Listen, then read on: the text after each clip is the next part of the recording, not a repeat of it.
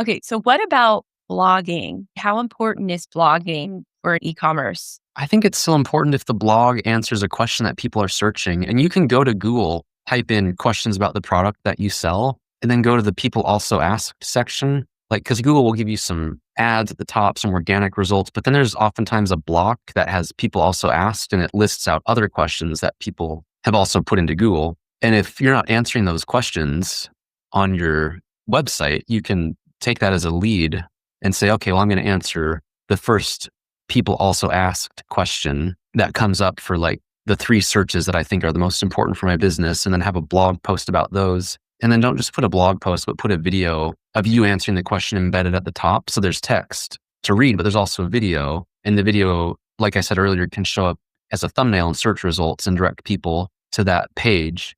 And then the text could be picked up by AI chatbots or traditional search engines like Google or Bing. Just to recap, use the people also asked section in Google as inspiration on what to answer, and then use video and written text to answer those questions. That page would link back to the product that initiated the additional questions. Is that right? Oh, yes. We'll go to the pants example again. Say you're selling pants, but maybe you sell pants for like, I don't know, a specific size, like really, really tall people. Maybe you answer a question about that. And then the blog page that answers the question should have either an email capture form or links to products, just so that someone doesn't show up on a blog page that has no method for you to monetize the visit. Yeah, that's really great. I'm realizing how I could have created better content for my own website and also guided members of my squad to create better content. I've always tried to kind of blend like traditional SEO and say content clusters with e-commerce. And with the shift to really focusing on search intent, this strategy of, answering the question first and starting with the customer and what they're needing to do, it's a little bit more sufficient for the needs of an e-commerce store. But just having an epiphany here. But are you selling exclusively on Etsy now, or are you also selling on a Shopify site? I'm selling on Etsy. I sell on Shopify. I sell on Amazon. Oh, gotcha. Yeah. If you can answer any questions about large props, or Pinterest is actually a really good place for this to show visual examples of people using the props. Pinterest is my biggest traffic driver. Really? Okay. I've learned more about Pinterest this year as I've seen the writing on the wall. I could be wrong about this, but as I've seen Google kind of lose its footing, I've been reading more about alternative platforms like Pinterest and all these other apps. But Pinterest is like 70 million monthly active users in the United States, and a lot of people are on there planning purchases. It's a really good program or app to find people. It is. People tend to go on Pinterest with that SEO approach of I'm planning for the future. And ads typically capture people when they're ready to buy, right? So do you think Pinterest ads are a good idea for a business, and why or why not? Yeah, we just started running Pinterest ads in Q4 of 2024. I hadn't considered it before, but for the client that we are running it for, they're doing really well. Like they're getting as good of a return, almost as good of a return as they get on Google ads, which is pretty, what's the word? That's a game changer for that client because just the number of people on Pinterest is huge. And I think Pinterest, I don't know if it attributes sales correctly because like you were saying, people plan well in advance. And I don't know if they're seeing an ad for like a home renovation and then maybe they don't have the funds to renovate their home for 6 to 12 months, but they might have made a board for themselves on Pinterest after seeing your ad 12 months prior.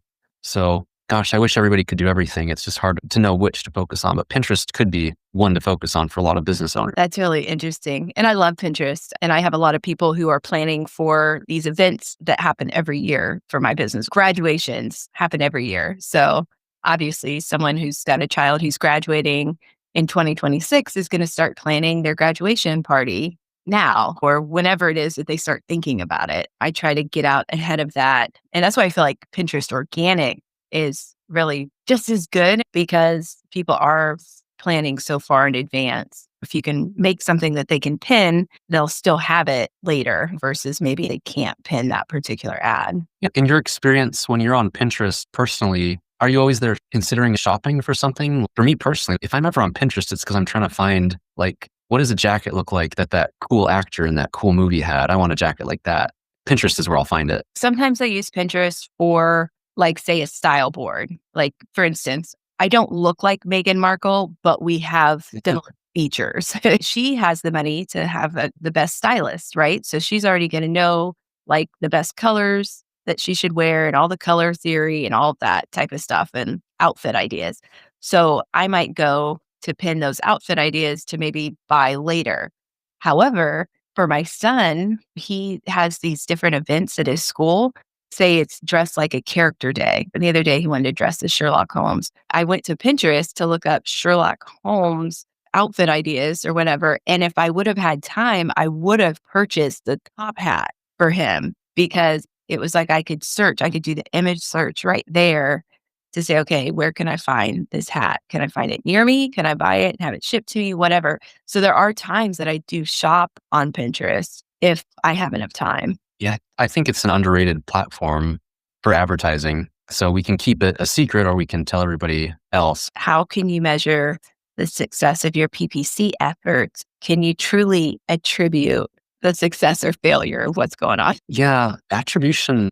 There's a lot of apps that offer solutions for how to attribute sales back to like upper, mid, bottom of funnel. But I don't know, it's almost futile to try to measure it. I might not have the best strategy for this, I admit, but what I think is the best way to go about this is just to take a holistic look at everything you spent against everything that you earned. Because if you open a new ad channel, like say Pinterest, and then 3 months later, you've spent like, I don't know, $10,000 on Pinterest, and then sales are not up by more than 10,000, then like that thing that you changed, adding Pinterest probably didn't make a big difference. But if you add Pinterest and then 3 months later, sales are up, you might not know conclusively that it was Pinterest, but a good chance it was if you didn't make any other big changes or if you didn't like run out of inventory, or maybe you were out of inventory up until Pinterest ads started. But like it's pretty clear if you're running the business, if you invested in these 3 ad channels this year and sales are not up, then I mean, it's pretty clear that it didn't help you. I do pay attention to attribution in Google ads and Pinterest ads in Meta, but sometimes attributed revenues lower than I think, well, lower than I want, yet it's a big sales month. So maybe the return on ad spend looks low, but we're in Black Friday, Cyber Monday. So I won't necessarily lower the spend because of that, because I know that people are shopping, even if the return on ad spend numbers that these platforms show me doesn't look that good. I know what I know, and it's impossible that we're not getting more sales. Right. So what would you say is the magic window of evaluation? Like 4 weeks, 8 weeks, 12 weeks, a full year? How long do you give it? Yeah, I would say at least a month. When we work with a new client, I'll tell them, give us 3 months, because the first month we're learning, the second month we're seeing what happened the first month, and then the third month we're trying to repeat whatever we found that did work in month 2. But if it's just you advertising on your own, you'll probably feel a difference within a month, but not within a week, not within a day, because people have to discover your product and then think on it and then purchase. And if it's like a knee brace or something urgent, like if you need a knee brace, it's because you're injured. And so you're probably going to buy it within like a day or 2. But if it's an apparel item, you might find it and then think on it, or wait for your paycheck 2 weeks later and then make a purchase. If you wanted to see results within like a day or 2, for the first example, knee braces, that might happen, but not for most items. Like apparel, certainly not. You'd have to wait a while people consider and then eventually decide to make the purchase. Awesome. What mistakes do you recommend e-commerce businesses avoid when it comes to PPC and or SEO? Oh, yeah. For PPC, real briefly, don't go all in on one platform. Every business needs to stand on a couple legs. If you think of like a chair with 3 legs, it's a lot more stable than a chair with 2 legs. Every business is like that. You need to have at least like 3 to 4 strong sales channels, whether that's PPC, organic, email, social. So don't go all in on just Google ads and think it's and expect it to work, because it probably won't. There should be a mix. For SEO, just everything has to, like, your website doesn't have to be perfect, but there can't be a blurry low res image anywhere on that website, because as soon as someone sees that, you lose legitimacy. And I know that's not a technical SEO thing like metadata, but that's one of the most glaring mistakes that I'll come across on websites that I think should otherwise be doing well. And then as far as technical SEO, I would pay an SEO expert to at least run an audit on the website, so that you know if you have a bunch of like broken links,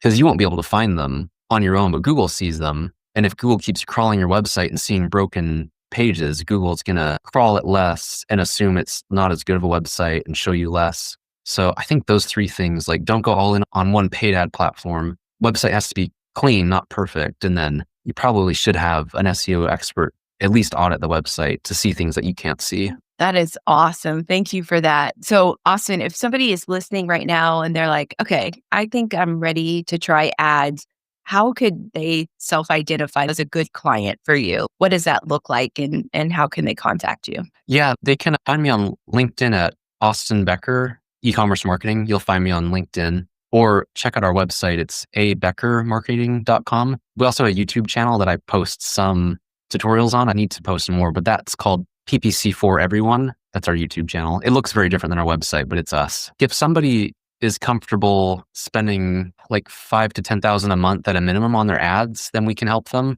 If you're spending less than that, I would just set up like a simple campaign and keep it really lean and do it in-house. But once you're past that, we usually work with clients that are doing between like 1 and 25 million a year in revenue. Some of them are a little bit higher, but that's generally who we work with. Well, that's awesome. I will drop a link to all of what you mentioned in the show notes. So definitely go visit the show notes if you're interested in speaking with Austin. And I'm excited to watch your YouTube videos. I didn't realize you had a YouTube channel. So that is also going to be on my follow through list. Oh boy, I'll send you a link to a newer, better video. I've got so many old videos on there and I watch them now and I think, oh, I didn't do a good job. But I think that's how everybody feels about things they create. They just wish you could do it better. Yeah. As long as the content is still true, I don't care about like any of the how it looks. I just want the content to be true. So yeah, I'll definitely check that out. And Austin, I really appreciate you coming on. I thank you for all of the great advice that you shared with me in San Diego. And really appreciate you coming on the Simple and Smart SEO Show podcast. Yeah, thanks for having me on. I'm looking forward to listening to more of your podcasts. All right, guys, I will catch you next week. And thanks for joining us.